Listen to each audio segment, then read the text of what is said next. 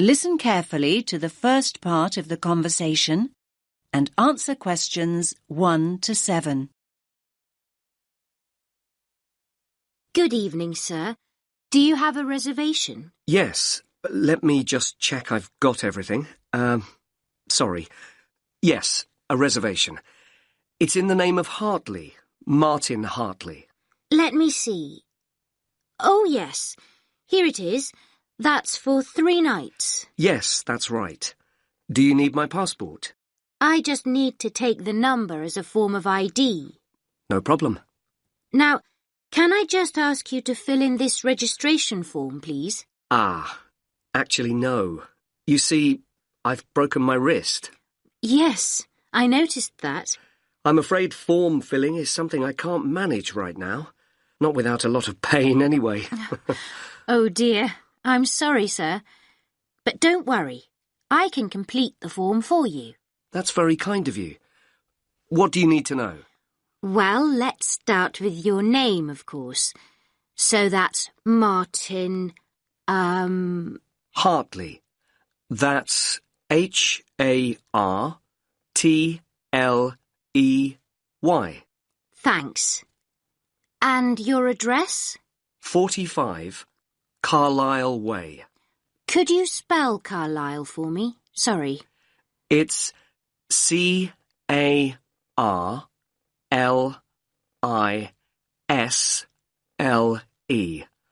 You don't pronounce the S. Carlisle Way. And that's in Lewes. Lews. And is there a state? I don't think you have states in the UK. No, we have counties. It's East Sussex. Sussex is with double S. The postcode is LW4 6AU. Do you want my phone number? Actually, no. We contact people by email now. Ah, yes. And send me lots of advertising too, I suppose. My email is hartleynitram@yahoo.co.uk. Sorry. A bit slower, please. Hartley, my surname, then Martin backwards, NITRAM. That's all one word. And all lowercase? That's right. No capitals. At yahoo.co.uk. Thank you very much, Mr. Hartley. And could you give me your passport now, please? Thanks. You can have that back now. And that's for 3 nights, so checking out on Sunday morning? OK. You're in room 16. That's on the first floor, overlooking the courtyard. Here's your key. Would you like somebody to take your bag?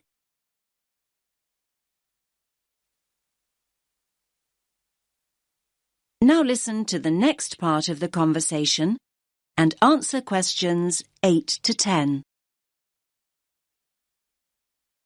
Do you have a map I can take? Yes, of course. We've usually got lots of them here.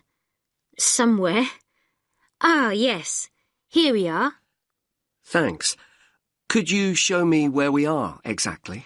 Let me have a look. Yes. This is our street here, Avenida Constitución. The bigger hotels are marked, so let me just see which one is us. Here. Yes, here. This is Hotel Columbus, just before you get to the museum. I say just before because that's the way most people get here. I mean, coming from the main square where all the buses stop, or from the station. Yes, that's the way the taxi came in from the airport. I thought we drove past the museum, though, just after we went through that big square you mentioned. Ah, you probably mean here. That's actually an art gallery. It's worth having a look round, but the museum's more interesting. I think so, anyway. Thanks for the tip. I hope I get time. Right, well, tomorrow I've got to be at the conference centre. They told me they'd put me in a hotel that wasn't too far away. Oh, yes. The conference centre's not too far at all. Let me see. Yes, down here. You can walk there in 7 or 8 minutes. Just cross over the road and go straight down this street here. That will take you towards the newer part of the city. Walk on for a couple of blocks, and then when you get here, you just have to go right a very short distance, and then you'll see the conference centre above the other buildings. It's quite big. I see. That all looks quite straightforward. Thanks very much. My pleasure. Have a nice evening, sir.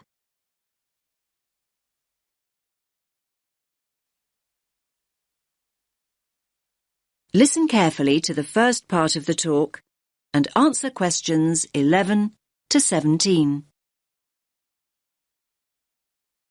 Good morning, everyone. Can you all see and hear me? Good. Now, my name's Dan, and I'm your guide this morning for our tour of the New Zealand Parliament.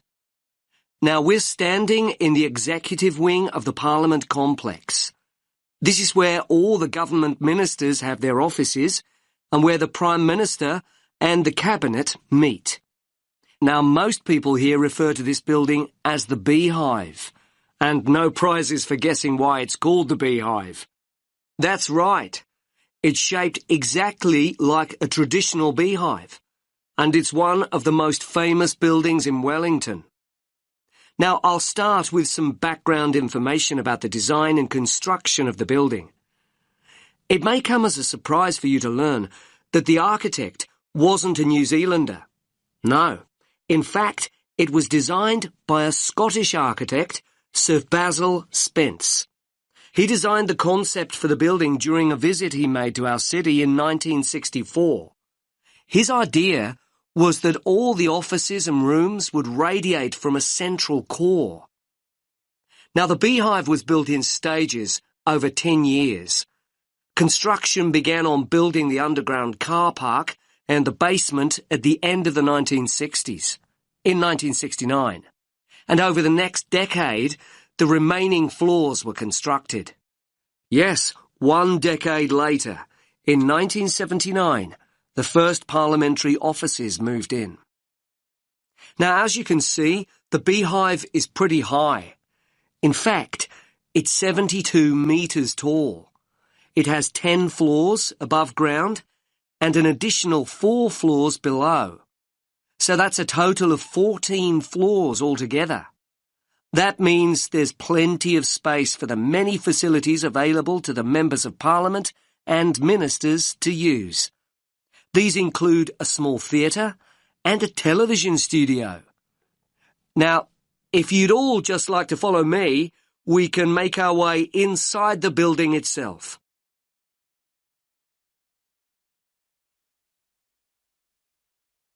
Now listen to the rest of the talk and answer questions 18 to 20. Here we are in the entrance foyer. It's a very airy space, isn't it? And if you look at the floor you're standing on, you'll see it's made of marble. And if you look to your left, you can see some beautiful columns. They are also made from marble. Now, look at the wall panels. They are made of stainless steel. They look really stunning, don't they? Now, straight ahead of us is the staircase leading to the first floor of the building. As you can see, the railings on the staircase are made of bronze. Now let's make our way up this beautiful staircase to the banquet hall on the first floor, and we can admire these beautiful bronze railings on the way. So this is the banquet hall, and as you can see, it's shaped in the form of a semicircle. It's also a pretty big space, isn't it? It's actually a big enough dining room to hold up to 300 guests. Now look at the large mural to your right. It's three-dimensional and shows the atmosphere and sky of New Zealand. And the floor we're standing on is made of wood. It's a native New Zealand timber called tawa. OK, now let's make our way to the...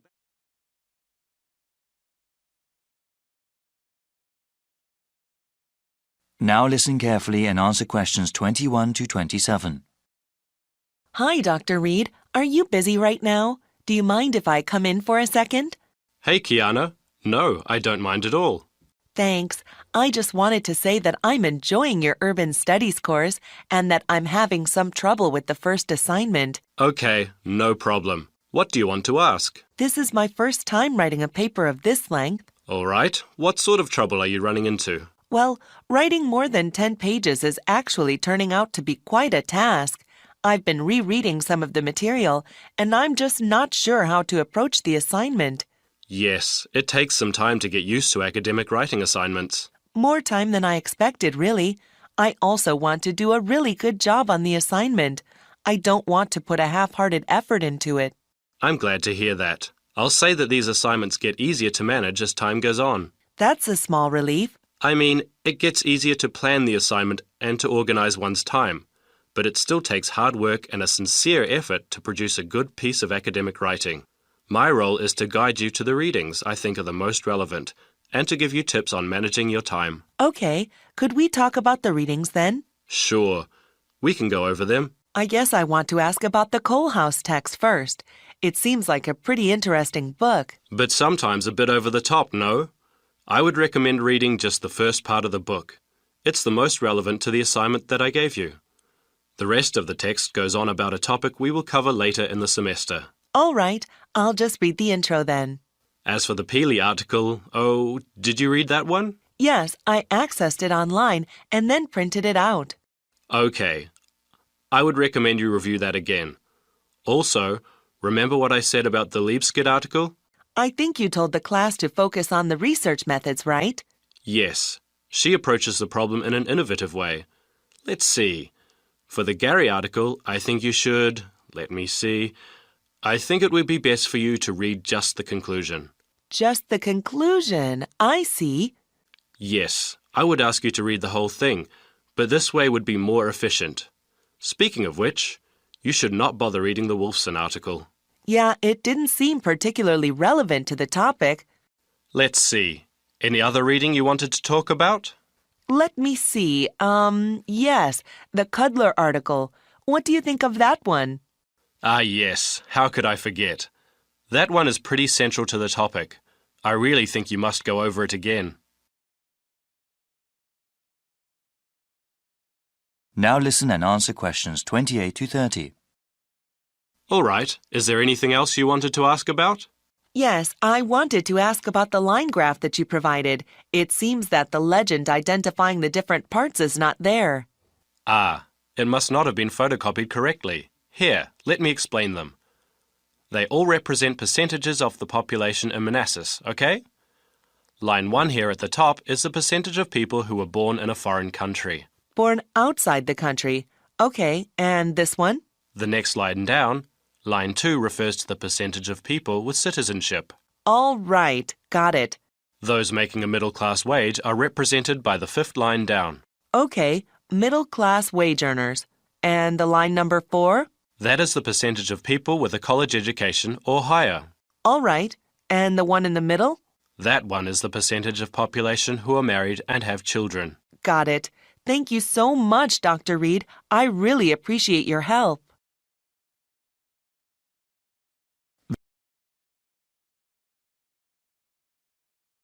Now listen carefully and answer questions 31 to 40. In this lecture series, we have been looking at the most pressing environmental issues that the world faces. One of those issues, global warming, has become very fashionable to talk about in the past decade. Though I'm not trying to diminish its importance as a problem, it must be understood that the effects of an increasingly warm planet will not be seen for many more decades. One problem affecting the lives of people right now is the scarcity of water. The need for fresh water will only increase as the world's population grows, especially in developing countries. In the future, changing weather patterns that come with global warming will only make the problem worse. People need water to drink, cook food, shower and wash clothes. Most of the planet is covered with water, but unfortunately only a tiny percentage of it is fit for human use. Of all the water in the world, less than 3% is freshwater. More than 2/3 of that remaining percentage is locked up in glaciers in Greenland, Antarctica and elsewhere, also unavailable for human use. The water vital for life comes from lakes, rivers, underground aquifers, rain and snow. This surface water, groundwater and precipitation is not disturbed equally across the Earth's surface. For example, Canada, which has about 0.5% of the world's people, contains about 10% of the world's readily available freshwater. Brazil makes up about 3% of the world's population, but within its borders contain nearly 12% of the world's freshwater resources. As the economies of developing countries grow, the need for fresh water also grows. One example of this has to do with the production of meat. In some countries, the demand for beef increases when people earn more money. However, raising cattle is incredibly water-intensive, requiring about 15 tons of water for 1 kilogram of grain-fed beef.